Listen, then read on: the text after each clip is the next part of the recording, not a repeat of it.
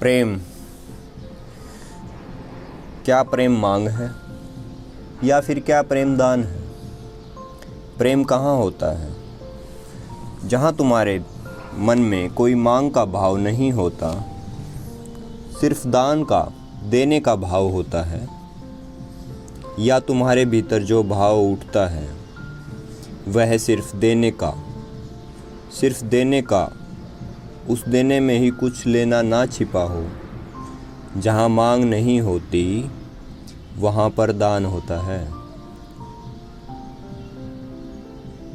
अगर मन में मांग उठी तो तुम उसी समय छोटे हो जाते हो, तुम्हारा प्रेम भी मर जाता है।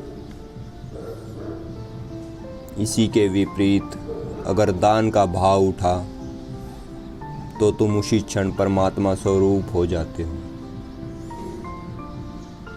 फिर परमात्मा में और तुम में कोई फासला नहीं रह जाता। इसी कारण बुद्ध पुरुषों ने निर्विचार को ही सूत्र माना है।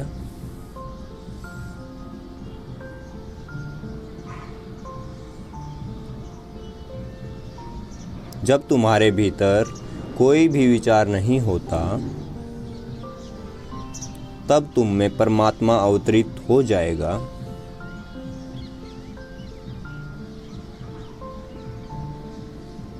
परमात्मा तो तुम्हारे अंदर ही विराजमान है, परमात्मा तुम्हारे अंदर ही छिपा है, तुम्हारे चारों तरफ,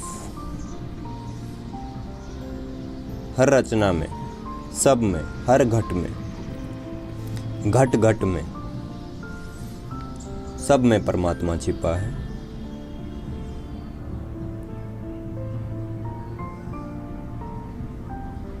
लेकिन तुम वासनाओं से घिरे हुए हो। वासनाओं के बादल तुम्हारे चारों तरफ छाए हुए हैं। तुमने कभी आकाश तो देखा होगा जब सूर्य निकला हो और एकदम से आसमान में बादल छा जाएं तो सूरज छिप जाता है। सूरज का प्रकाश भी बादलों में सूरज की भांति छिप जाता है। ना सूरज दिखाई देता और ना ही सूरज का प्रकाश दिखाई देता। जब वे बादल हट जाते हैं तो सूरज सामने दिखाई देता है और उसका प्रकाश भी दिखाई देता है। इसी प्रकार जब तुम्हारी वासनाओं के बादल छट जाते हैं तब परमात्मा तुम में नजर आने लगता है।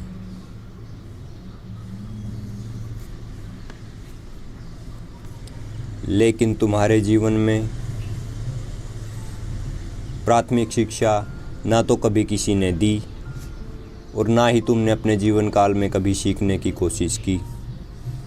वह प्राथमिक शिक्षा प्रेम की शिक्षा है।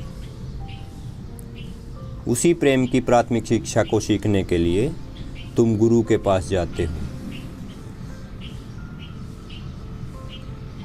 जो तुम्हारे अंदर की तुम्हारी वासनाओं के बादल को हटाने में सहायक होती है।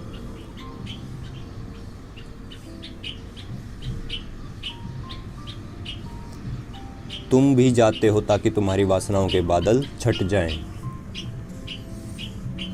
पर एक बात का ख्याल रखें, जब गुरु के पास प्राथमिक शिक्षा के लिए जाएं तो जो भी सीखोगे बेशर्त होकर सीखना।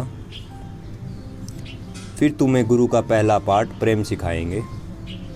फिर तुम्हें गुरु पहला पाठ प्रेम का सिखाएंगे। उसी से तुम अपने को मिटाना सीखना। धीरे धीरे प्रेम तुम्हें मिटा डालेगा।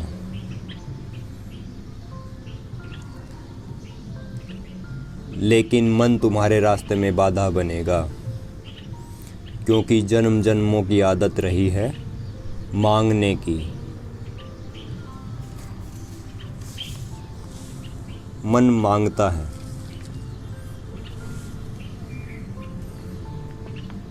मन भीख मांगता है।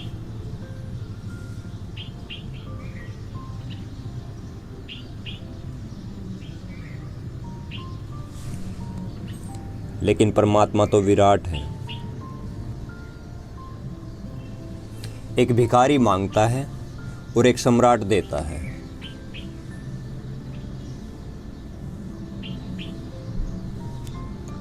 तो आत्मा तो सम्राट ही हो सकती है।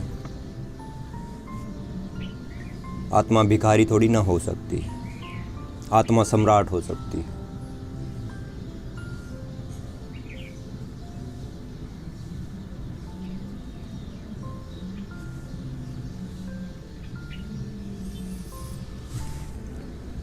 हमने अपने जो जीवन काल की जो शिक्षा सीखी उसमें क्या सीखा है?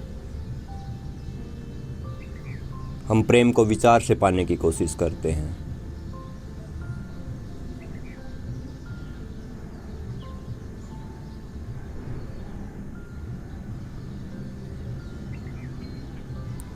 विचार प्रेम नहीं है, भाव प्रेम है। इसे समझें। प्रेम का विचार नहीं होता, प्रेम का भाव होता है। प्रेम के विचार में और प्रेम के भाव में बहुत फ़र्क है, बहुत फ़र्क होता है। ज़मीन और आसमान का फ़र्क होता है। प्रेम का विचार बुद्धि करती है और प्रेम का भाव हृदय करता है।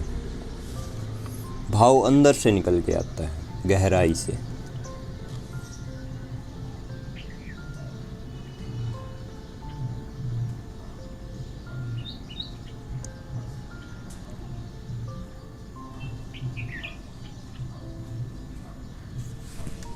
मैं एक बार फिर बोलना चाहूँगा,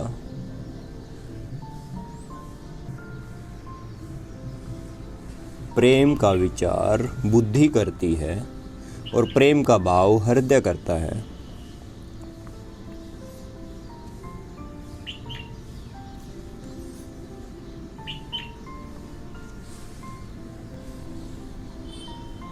प्रेम का विचार बुद्धि करती है, सारा काम बुद्धि के द्वारा लिया जाता है। लेकिन भाव क्या है? भाव बहुत सूक्ष्म है। भाव बस आता है, भाव किया नहीं जाता। विचार किया जाता है, भाव उठ कर आता है, अपने आप उठता है। प्रेम में कोई विचार की आवश्यकता नहीं होती, प्रेम बस उठना चाहिए। अगर तुमने चाहा कि चलो हम किसी से प्रेम कर लें, तो तुमने विचार किया। विचार कहाँ से उठा? विचार मन से उठा। और मन से किया गया कोई भी कार्य टिकता नहीं है। अगर तुम भाव से किसी से प्रेम करो या भाव से किसी से प्रेम करते हो तो तुम्हारा प्रेम टिकता है, तुम्हारा प्रेम मजबूत होता है। प्रेम में किया गया विचार वृक्ष पर लगे पत्तों के समान होता है और प्रेम में उठा भाव वृक्ष की जड़ों के समान होता है। पत्ते हर मौसम में गिर जाते हैं, बदल जाते हैं, जैसे मन बदलता है बार बार किसी के प्रति। लेकिन जड़ें, जो वृक्ष की जड़ें होती हैं, वो बढ़ती जाती हैं, कभी कम नहीं होती। तुमने देखा होगा एक छोटा बच्चा इतना निर्दोष क्यों होता है? क्योंकि वह भाव से जुड़ा हुआ है, भाव से जुड़ा हुआ होता है। उसे विचारों का कोई पता नहीं होता। विचार का तो उसे बाद में पता चलता है, जब उसकी बुद्धि विकसित होने लगती है। और जो हमारी जो शिक्षा है, स्कूल की शिक्षाएं,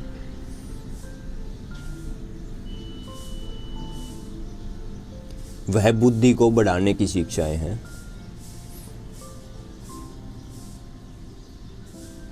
भाव को तो बच्चे बड़े होते होते भूल जाते हैं। अपनी बढ़ती उम्र के साथ साथ भाव को भूल जाते हैं। 2 साल के बाद जब बच्चा 2 साल का हो जाता है, उसको विचारों का प्रशिक्षण शुरू कर दिया जाता है। घर में, समाज में, स्कूल में, यूनिवर्सिटी में, सब जगह विचार सिखाए जाते हैं। जब भाव का प्रयोग नहीं किया जाता तो भाव गहराई में छिपा रह जाता है, उसका उपयोग नहीं हो पाता जीवन में। तुम उसका उपयोग करना ही भूल जाते हो।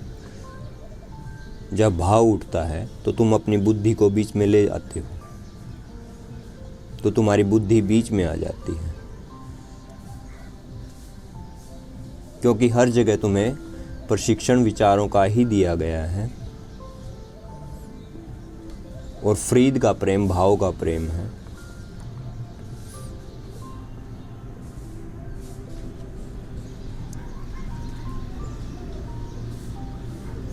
जो शेख फरीद ने प्रेम के गीत गाए हैं, जिनका चर्चा हम आगे करेंगे, वो शुद्ध प्रेम के गीत उन्होंने गाए हैं।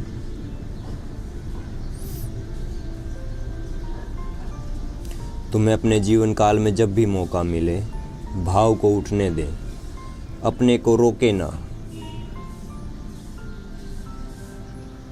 आकाश में गुजरते हुए बादलों को देखकर नाचें,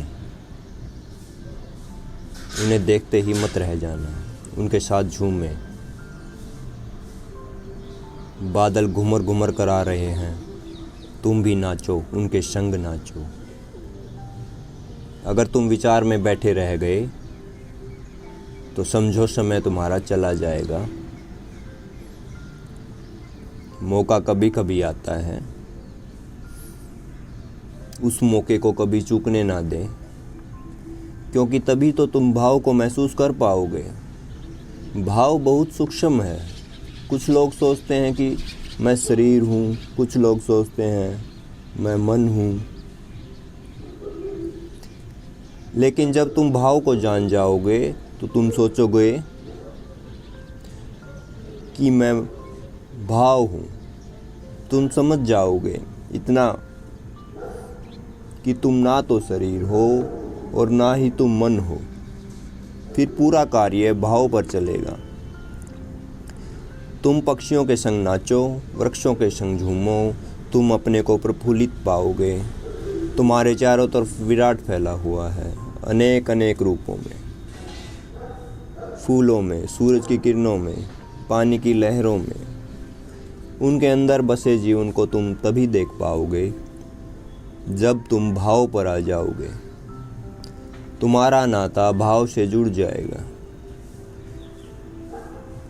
चारों तरफ परमात्मा बहुत रूपों में फैला हुआ है, लेकिन तुम अपना हाथ फैलाते ही नहीं हो। गुरु के पास पहला प्रशिक्षण यही होगा। यहीं से तुम जागोगे पहली दफ़ा। तुम्हें पता चलेगा भेद कि विचार का प्रेम क्या है और भाव का प्रेम क्या है।